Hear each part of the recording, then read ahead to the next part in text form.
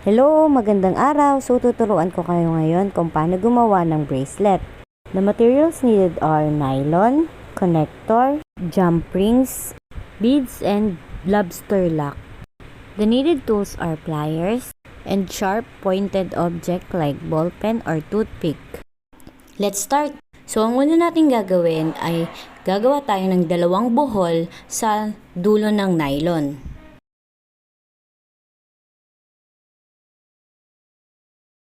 Siguraduhin lamang na magkatabi yung buhol na ginawa ninyo.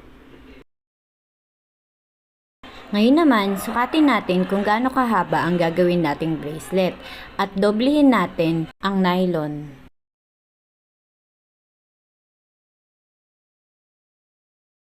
Kumuha tayo ng isang crimp connector para ikabit sa dulo ng ating nylon. Siguraduhin natin na nasa loob ang nylon na may buhol na ginawa natin kanina. Gamit ang pliers, pipiin natin ang dalawang side ng connector. Next naman ay putulin natin ang sobrang nylon. Kumuha tayo ng isang jump rings para ikabit sa ating dulo ng connector. Gamit ang pliers, pipiin natin ang dulo ng connector. Pero wag natin masyadong pakapipiin, dapat meron pa ring oblong shape sa dulo. Ngayon naman, maglagay na tayo ng mga beads. Pumili lang kayo ng mga beads na gusto nyo.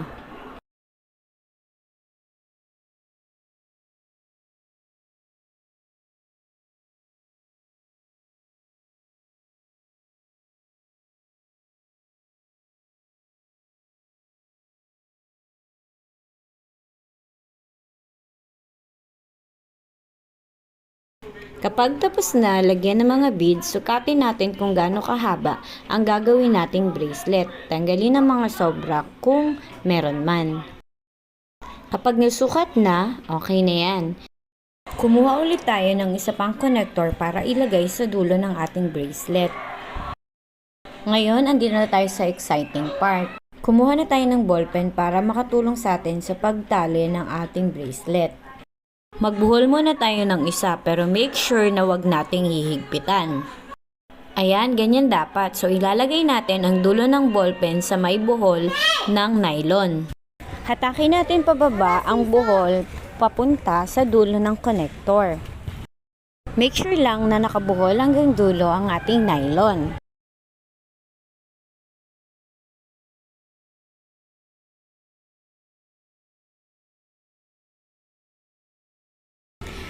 Gawin natin ang buhol ng 2 beses at dapat magkatabi sila.